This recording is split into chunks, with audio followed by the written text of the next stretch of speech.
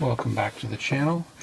Today we're going to be doing a quick review of the build I'm going to do for the International Scale Modelers F-16 Fighting Falcon group build. That's on until the end of March at intscalemodeler.com.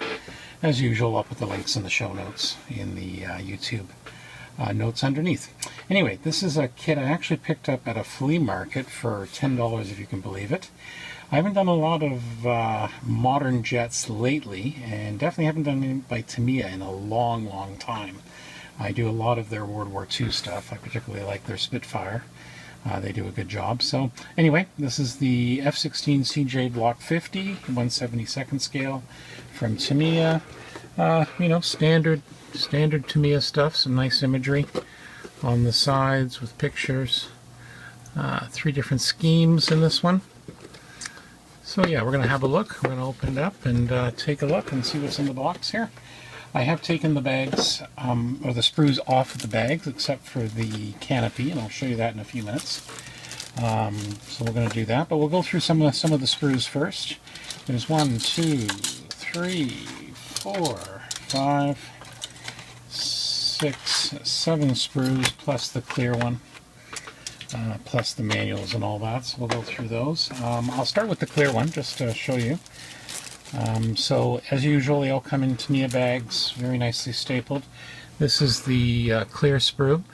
One thing I do like here is when they molded the canopy, they actually put a part above it, so that protects it from being crushed or scratched or anything.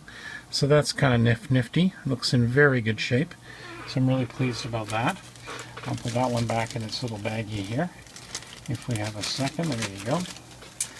Moving on, the main sprue here, sprue A, has the main fuselage area, the wings, which are in one piece, the tail, which is also in one piece, so pretty nice.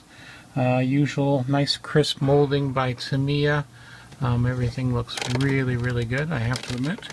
It's quite good, quite well labeled. One thing I like about the sprues, they actually have an actual letter, so A, nice and clear. So for this, it's not as bad. It's pretty easy to identify the parts, but it's nice to see what they have. So that's sprue A. Moving on, sprue B is some landing gear, the pilot cockpit itself, stuff like that. Again, pretty free from flash, nice crisp molding. Very impressive, if I say so myself. And then moving on to, we will find sprue C here. Because when I packed them, I just packed them in kind of a random order. Anyway, sprue C, here we go. One of the tail plane assemblies, the rear stabilizers, and some weaponry. Nice and crisp. A few little, I won't call it a defect, it'll come out, but there's a few little lines there. But again, nothing unusual for Tamiya. The next sprue is essentially almost the same.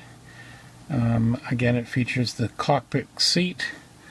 Looks in pretty good shape. Again, weaponry, and another one of the tail planes. This next one here is the part of the air intake and the back end cam for the burners. Looks pretty good, as well as the landing gear, front landing gear nose assembly, door assembly I should say. So again, pretty good. And then last but not least, this one here includes the cockpit area and the area around the fuselage for that, including the area for the gun. Again, very fine quality molding as always from Tamiya. So it looks like it'll go together fairly well.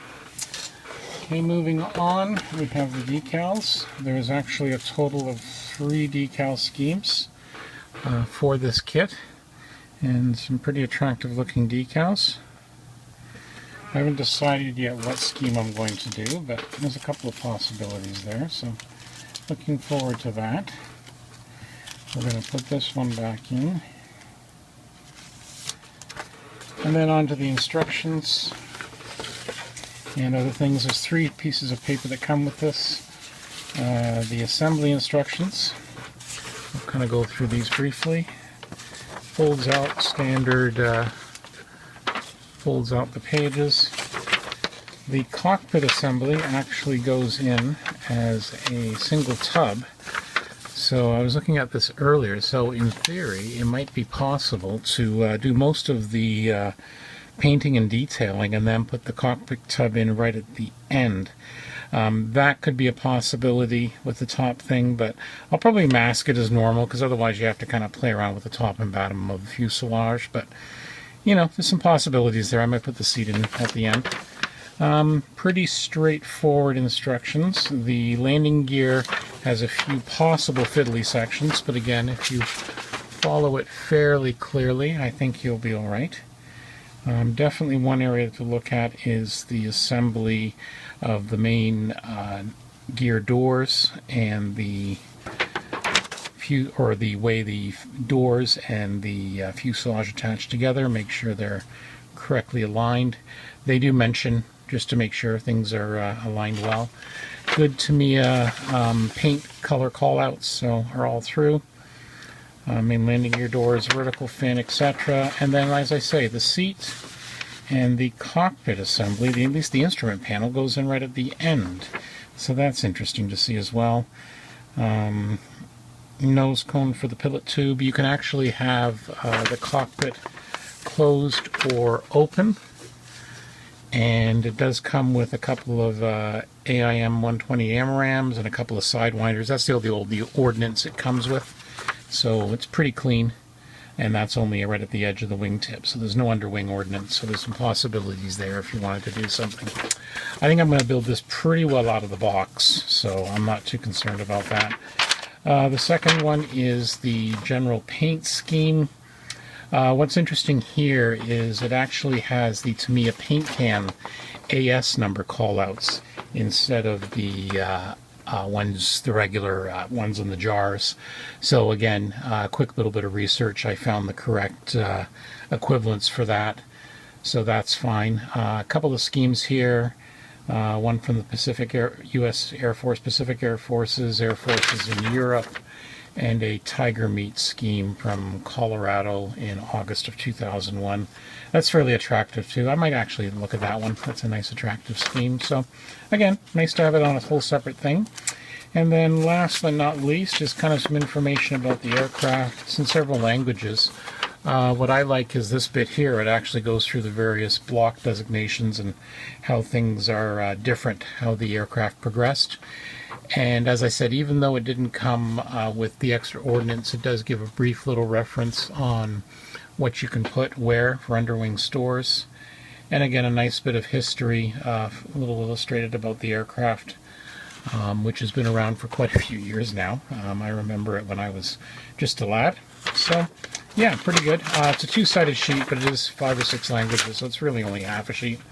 So that works well. So yeah, overall I'm looking forward to building this kit. As I said, it's going to be, I'm pretty sure, right out of the box.